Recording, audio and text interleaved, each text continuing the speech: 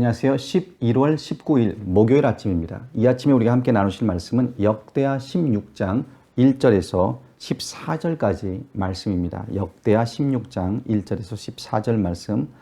아사왕 제36년에 이스라엘 왕 바아사가 유다를 치러 올라와서 라마를 건축하여 사람을 유다 왕 아사에게 왕래하지 못하게 하려 한지라. 아사가 여호와의 전 곳간과 왕국 곳간의 은금을 내어다가 다메섹에 사는 아람 왕 벤 하닷에게 보내며 이르되 내 아버지와 당신의 아버지 사이와 같이 나와 당신 사이에 약조하자.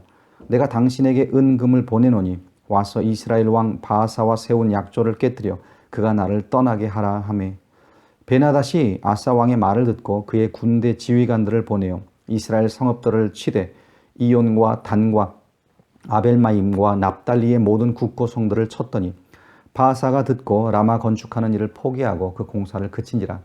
아사 왕이 온 유다 무리를 거느리고 바아사가 라마를 건축하던 돌과 제목을 운반하여다가 게바와 미스바를 건축하였더라.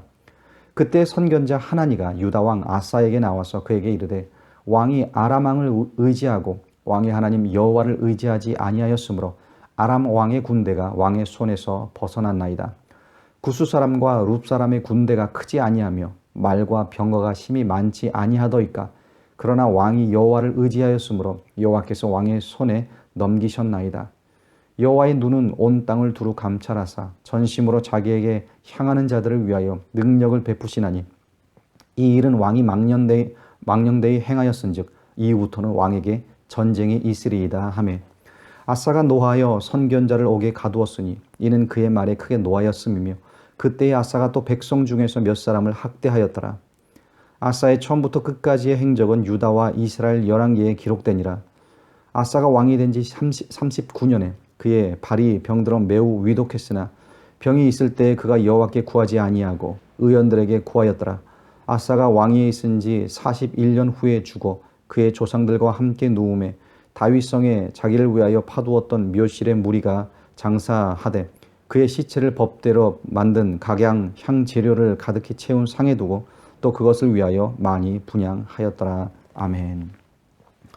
오늘 말씀은 유다의 이 아사 왕의 끝이 어떠한지를 우리에게 보여주고 있습니다. 14장과 15장에서 보았던 아사 왕은 하나님을 사랑하고 의지했던 믿음의 왕이었습니다.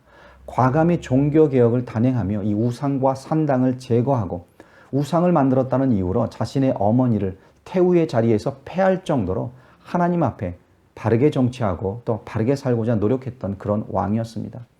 그의 신앙을 보고요, 수많은 백성들이 심지어 이스라엘 땅에서도 그를 따라왔고 마음을 다하고 목숨을 다하여 여호와를 찾기로 언약하고 맹세했을 정도로 이 백성들 앞에서도 모범이 되는 그런 신앙인이었습니다. 그런데 오늘 본문은요, 그동안 그렇게 하나님을 잘 의지했던 아사 왕이 하나님 대신에 이 아람 왕 벤 하닷을 의지하고 있는 모습을 보여주고 있습니다. 그렇습니다. 아사 왕이 잘못을 범하고 말았습니다. 어제도 말씀드렸지만은요, 한 번의 승리가 다음의 승리로 이어지지 않을 수 있습니다. 어제는 하나님을 의지해서 백만 대군을 물리쳤지만 오늘은 세상을 의지하고 하나님을 등질 수가 있다는 거예요. 그래서 깨어있는 것이 너무나 중요합니다. 오늘 보면은 특별히 하나님을 의지하며 사는 삶과 그렇지 않는 삶이 어떻게 다른지를 우리에게 보여주고 있습니다. 제일 먼저 하나님을 의지하는 신앙은요, 바로 오늘을 믿음으로 사는 신앙입니다. 여러분, 신앙생활에 있어서요, 현재가 과거보다 중요합니다. 내가 옛날에 어떤 은혜를 받았고 어떻게 믿음으로 살았고 옛날에 어떻게 말씀에 순종했는지 물론 중요하죠. 그 과거의 경험들이 하루하루 쌓여서 바로 오늘의 내가 있기 때문에 중요합니다. 그런데 믿음에 있어서는요, 과거에 내가 하나님을 의지했다고 해서 꼭 오늘도 하나님을 의지한다는 법은 없다는 거예요. 이 아사왕을 한번 보세요. 14장에서 그 구스왕이 군사 100만을 이끌고 쳐들어올 때 아사왕은 하나님께 기도했습니다. 14장 11절에서 이렇게 기도했었죠. 아사가 그의 하나님 여호와께 부르짖어 이르되 여호와여 힘이 강한 자와 약한 자 사이에는 주밖에 도와줄 리가 없사오니 우리 하나님 여호와여 우리를 도우소서. 연약한 우리를 도우실 분은 하나님밖에 없다라는 믿음이 있었던 거예요. 그래서 하나님 우리를 도우소서라고 기도를 하고 하나님을 의지했습니다. 그런데 오늘 본문에서 아사 왕은 어떤 모습을 보여주고 있습니까? 북이스라엘의 왕 바하사가 유다를 치러 올라옵니다. 또 한 번 전쟁의 위협을 만나게 되었습니다. 그런데 2절과 3절을 보세요. 아사가 여호와의 전 곳간과 왕궁 곳간의 은금을 내어다가 다메섹에 사는 아람 왕 벤 하닷에게 보내며 이르되 내 아버지와 당신의 아버지 사이와 같이 나와 당신 사이에 약조하자. 내가 당신에게 은금을 보내노니 와서 이스라엘 왕 바하사와 세운 약조를 깨뜨려 그가 나를 떠나게 하라 하매. 하나님의 성전에 있던 금과 음을 가져다가 심지어 자신이 가졌던 금과 음을 가져다가 이 이방 왕 벤 하닷에게 갖다 바칩니다. 자기 좀 도와달라고, 살려달라고. 우리 아버지들도 서로 도와주기로 약조했었는데 우리도 그렇게 합시다. 이 재물을 줄 테니 이스라엘 왕 바하사 좀 쫓아주세요 라고 부탁을 해요. 앞장에서 보았던 그 아사 왕의 모습과는 전혀 다른, 마치 오늘 말씀은 다른 사람을 보여주는 듯한 그런 인상을 받을 정도의 모습을 보여주고 있습니다. 여러분, 어제의 승리가 오늘의 승리가 되는 것은 아닙니다. 어제의 믿음보다 더 큰 믿음을 가지고 오늘을 살아야 하는 거예요. 그렇지 않으면 이 본문의 아사 왕처럼 넘어질 수 있는 겁니다. 세상을 의지하게 된다는 거예요. 두 번째로요, 하나님의 말씀을 항상 마음에 품어야 합니다. 지금 아사 왕이 잘못하고 있다는 인상을요, 우리만 지금 받고 있는 것이 아니죠. 당시 선지자 하나니라는 사람이 가만히 보니까 이 아사 왕이 너무나 잘못하고 있는 거예요. 그래서 이 선지자가 왕을 찾아가 이렇게 말을 합니다. 8절입니다. 구스 사람과 룹 사람의 군대가 크지 아니하며 말과 병거가 심히 많지 아니하더이까. 그러나 왕이 여호와를 의지하였으므로 여호와께서 왕의 손에 넘기셨나이다. 왕이 여호와를 의지했을 때 구스 사람과 이 룹 사람의 군대에서 하나님이 구해 주시지 않았느냐, 승리를 주시지 않았느냐. 그런데 왜 이번엔 하나님을 의지하지 않고 이방 왕을 의지하십니까? 라고 이 선지자가 책망한 거예요. 그런데 15장에서 선지자 아사랴의 말을 바로 들었던 이 아사 왕이었죠. 마음에 품었던 그 말씀을. 그런데 여기 16장에선 선지자 하나니의 말을 듣지 않습니다. 그 말씀을 거부합니다. 그리고 10절을 한번 보세요. 아사가 노하여 선견자를 옥에 가두었으니 이는 그의 말에 크게 노하였음이며 그때의 아사가 또 백성 중에서 몇 사람을 학대하였더라. 하나님의 말씀을 전한 선지자를 옥에 가둡니다. 그리고 백성 중에서도 이 바른 소리를 했던 사람들을 학대하기 시작을 했습니다.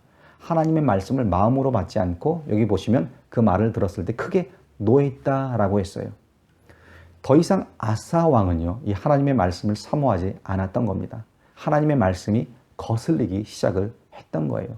그래서 말씀 전하는 자를 핍박합니다. 여러분, 이 정도만 보더라도 이미 그의 마음이 하나님을 떠났음을 알 수 있습니다. 하나님께서는 15장에서 그렇게 말씀을 하셨었죠. 이 말씀을 주셨습니다.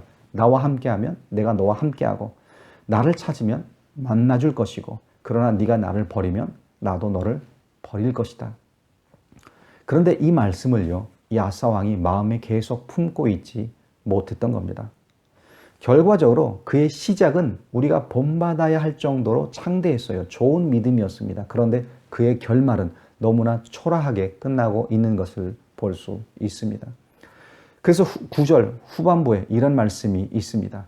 이 일은 왕이 망령되이 행하였은즉 이후부터는 왕에게 전쟁이 있으리라 하며. 그동안 하나님이 평안을 주셨는데 그 땅에 전쟁이 그치게 하셨는데 왕이 하나님의 말씀을 따르지 않아서 이제는 그 평화가 깨어지게 되었다는 거예요. 끊임없는 전쟁이 계속 될 것이다 라는 말씀을 하고 있습니다. 참 슬픈 그러한 현실이죠. 세 번째로요, 이 세상에 우리는 마음을 빼앗겨서는 안 됩니다. 이 9절 앞부분에는 우리가 잘 아는 말씀이 나옵니다. 보시면 여호와의 눈은 온 땅을 두루 감찰하사 전심으로 자기에게 향하는 자들을 위하여 능력을 베푸시나니. 우리가 믿는 하나님은요, 전심으로 당신을 찾는 자들을 위해 능력을 베푸시는 하나님이십니다. 그런데 우리가 전심으로 온 마음으로 하나님을 찾지 않는 이유가 무엇입니까? 우리의 마음을 세상에 빼앗겼기 때문에 그렇습니다.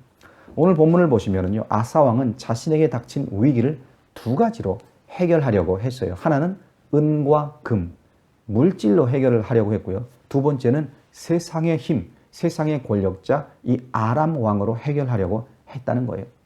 그의 마음에 담겨있던 것이 무엇인지를 잘 보여주고 있습니다. 하나님의 은혜 가운데 오랜 시간 평화롭게 살 수 있었습니다.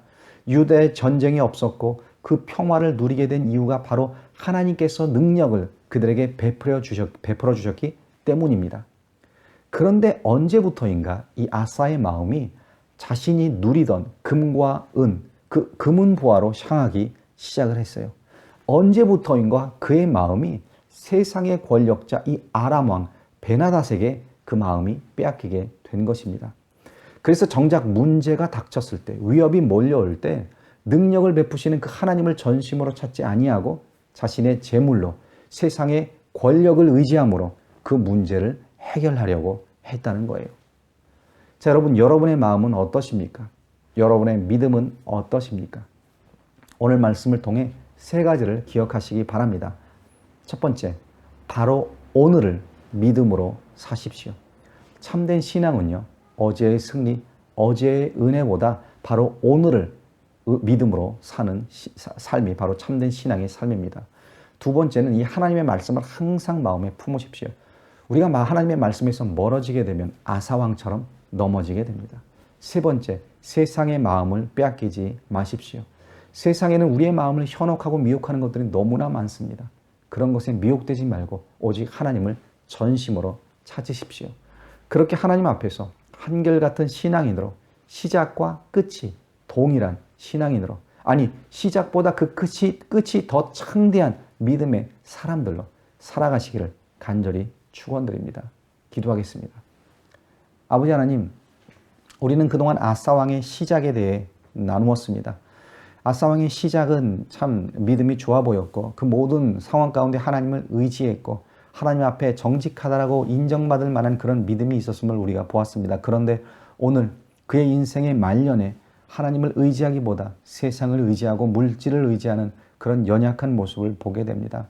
아버지 하나님, 간절히 바라옵기는 이 아사왕의 이 모습을 거울 삼아 우리가 아버지 하나님 이런 연약한 가운데 넘어지지 않게 하시고 우리의 시작과 끝이, 아니 우리의 끝이 더 창대하고 하나님께 인정받고 하나님이 보시기에 아름다운 그런 신앙으로 우리의 인생을 마무리할 수 있는 우리 모든 성도들이 될 수 있도록 인도하여 주시옵소서. 늘 항상 하나님의 말씀을 마음에 품게 사시고 어제가 아닌 오늘을 바로 믿음으로 살게 하시며 무엇보다 전심으로 하나님을 찾을 수 있는 우리 모두가 될 수 있도록 인도하여 주시옵소서.